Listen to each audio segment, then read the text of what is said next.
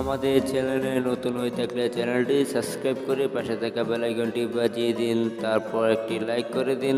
Like করে দেওয়ার পর সুন্দর একটি কমেন্ট করে আপনার মতামতটি জানিয়ে দিন যে আপনি কী নিয়ে ভিডিও চান, আর অবশ্যই আমি সেই বিষয়ে ভিডিও বানাবো। সবাই ভালো থাকবেন, সুস্থ থাকবেন। Thank you.